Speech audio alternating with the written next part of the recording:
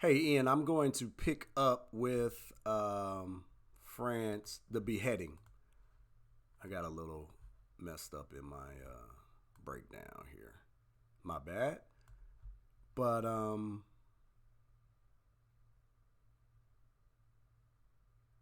to bring that picture up. All right, so I'm gonna pick it up with the beheading.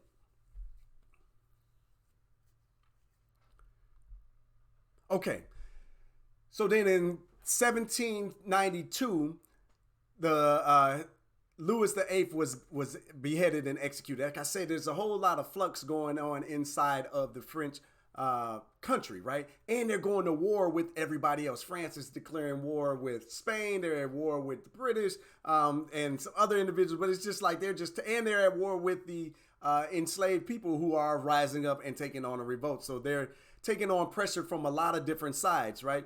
The British starts to try to make an advancement inside of Haiti, right? Because again, there's so much money and influence inside that time period. So Toussaint Louverture, being he was in the French army and the military, saw this as an opportunity. He slides over and befriends some of his people in the Spanish army, right? Because he has connection with the Spanish, the French, the British, and the United States. They say he was a skilled statesman, right? But it caused a lot of problem and it caused a lot of people didn't really trust him inside of the Haitian Revolution, right? But he slides over to and brings his troops with him to fight with Spain to push back the British, right? So now the uprising is fighting on many different fronts. Haitian Revolution flips again. Excuse me, the French Revolution flips again, 1794. Toussaint Louverture, they're talking about freeing the enslaved Africans there in Haiti. Toussaint leaves Spain because he knows that deep down the Spanish have nothing good planned for the African people as well. He was just really an opportunist, right? So he jumps over to France and then leads the militia. Leads the revolt from a French flag, right? So now he's back fighting for France because they're talking about freedom for Africans, right? So he jumps back. Okay. So now there's a peace treaty between France and Spain. So that kind of cooled off for a while, right? There was some infighting going on between one of the mulatto leaders, Regard, and Toussaint Louverture. So now they are talking and getting together to make a peace treaty, to try to work together to start the unified North and Southern Haiti, right? Things escalate. There's some bad blood. There's some stuff going on. They start a war of knives, as they called it in 1799, where now you have the mulatto leader Regard and Toussaint fighting one another. That didn't last very, very long because they come back together. Now a constitution is born. Toussaint writes up a constitution in 1801 after going back and forth with Napoleon, who had become into power. And Napoleon is talking about, re-enslaving the people. At first, they were trying to work out an agreement, but he refused. Toussaint says, forget it, writes up a constitution in 1801. There's some more revolts happen. There's some wars of independence and things are going on. It looks like Haiti is winning. But again, I said Toussaint was a bit of an opportunist, right? So the French lured him, said, look, man, let's just make a deal. It's time for you to retire. You're getting pretty old. Let's make sure that you retire fat and happy, right? So he agrees and tries to meet up with them to talk it out, to work out the peace treaty. Of course, the French were lying. They flip-flop. They've been the most dastardly individuals you've ever seen on the planet. Well, one of them, right? On the planet all up to this time. So, of course, they didn't honor any words. They captured him, sent him back to France where they killed him, right? So they're thinking that the revolution, again, we talked about chopping the head off and then hoping that the revolution was over. But that's not how things transpired because the revolution didn't have a leader. The revolution was freedom. Freedom or death for these people. Now, during this time, right, they are fighting against the French army. They fought against the Spanish army. They fought against the British army. So anytime they would come up against these battles, these people were so courageous, so undeniably stunning. Like, I don't even know what to call it. Just unbelievable people. But they was to the point where they had, so if they're firing cannonballs, these people would rush the cannons and stick their arms in cannons. So if you then their arms are stuck, it can't be reloaded. They was destroying the cannons because even they realized that even if it took their life, it couldn't continue to kill their people behind them, and eventually they were gonna get them, right? But that self-sacrifice comes from the Vodun understanding that they're just going to go back to the ancestral plane, of which time when it's time for their spirit to rise again, they'll be back, right? So that's that deep attachment to who they are before they were before, right? Because we talk about Black history, slavery not being Black history, but being interrupted Black history. But these are people that understood who they were before they got there. They didn't go through generations of chattel slavery and brainwashing like many of us did here in the United States. They still had a strong attachment to their people. So that warrior spirit was really strong, right? But Adebayo had really taught the military strategy. Toussaint was big on like a scorched earth policy, right? So they would like burn down the cane fields. They was burning all of the infrastructure so that even in France or Britain was to attack, then they wouldn't have anything to set up on, right? Because they just had to burn it to the ground, right? Now, they try to paint this as the myth on why Haiti struggled after the revolution, because they burned down all the infrastructure. But that's not the truth of the matter, and we'll have to go into that a little bit later. Actually, we'll make that part of the task. But eventually in 1804, under Dessalines, there we go. Dessalines, Haiti formally declares its independence and its freedom. And that's what we know about January 1st, 1804, about the freedom for Haiti, right? And marks the end of the Haitian Revolution, and it's considered to be a nation state. Now, going back just a little bit of interesting bits of information.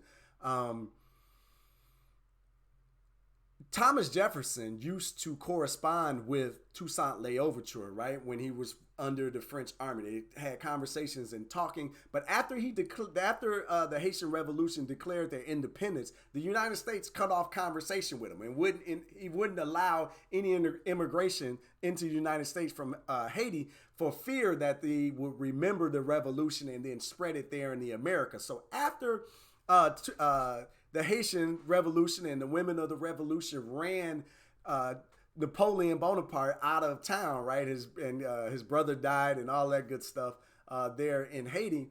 After that, France sold the United States the Louisiana Purchase. That's when the Louisiana Purchase happened. It wasn't because of skillful negotiation by Thomas Jefferson. It was because the Haitian people kicked the French butt and ran them out of the West. He had Napoleon had thoughts of world conquest and wanted to utilize the resources and wealth over there in the West. But Toussaint, the women of the revolution, they really thwarted all of that effort. So they sold basically the United States, the Midwest and the Western South, just to divest out of that, so France could continue to focus on what other mayhem and nonsense they had going on in Europe at the time. But the importance of the Haitian Revolution for teaching to our children is to make sure that we pass along that warrior spirit. I don't know if you've been watching the educational system here in the West lately, but they've really dampened our spirit as far as taking control of our future, taking control of our community, taking control of our opportunities, right? They've really dampened down that warrior spirit. So we want to make sure that we're passing along the genius and the courage and the understanding of our ancestors, of the Haitian ancestors and the African ancestors, right? That we may not be a monolith, but we are one people that are being singled out, that are being decimated, that are being oppressed. So we need to use that as the monolithic moment to unite under, to make sure that we rise up and continue to take control of our destiny and our power, right? So I think that this story is critically important that we teach to our children, one, because of the courage, two, because they did it, three, our children need to understand that our people wasn't docile and accepted the state of being that was put upon us, but were willing to fight and die if they got to get their freedom and their minds back. And then 4, that again, that we might not be a monolithic people, but there's a reason to come together and to fight oppression. And I think our young people need to know that, because they are being watered down with this Christopher Columbus garbage and kumbaya of the world, while the world continues to rape and pillage us to death all across the globe, right? The same thing that we talked about in episode 1, when Garvey, everywhere he went around the globe, he saw black people on the bottom, the mighty nation on the bottom. But we want to inspire people to continue to fight for that mighty nation. And sometimes they might take a physical fight, and one that resulted in the Haitian Revolution. So I think that it's critically important that we teach that to our young people, right? And then for our task, I want you to go out and find, I want you to sign up for Black Fridays, right? SankofaClub.com/Black Fridays, so that you can get all the additional resources, timelines and information and videos and suggestions that we're going to give to you, so that you can build upon that as well. Then 2, I got the question, who are the key leaders? Who are the key leaders of the revolution? So sit down and talk with your young people about this. If you have older children, you can challenge them to go out and do the actual research for you. What happened after the independence? Why is Haiti such a poor country? What really happened? Sure, there was collusion, right? Because they didn't want the revolution to spread to other colonies around the world, right? But what exactly happened? I think that that's a very important question to answer. And then get some context. What else is going on in the world at the time? So we're talking about the late 18th century, early 19th century, to try to get a feel and an understanding, to start to put these puzzle pieces together for yourself in your minds, so that we can start to go back and piece them together for our children, so we can properly inspire them to do and be more with their time in this earth, right? But I want to give a special shout out to the Mino people, Atabara Toya, Duty Bookman, Toussaint, Regard, all these individuals that were really fighting with the warrior spirit to continue pushing our culture and our community forward and getting this foot off our neck. Again, we might not be a monolithic people, but we sure got some monolithic problems, and we need to come together and solve them. I think that that's the basis of what we're talking about here on Black Fridays. When we talk about Black history and empowerment, it's raising our people up to be self-sufficient, to be confident, to be empowering and impactful, not only in our families, but in our communities as well.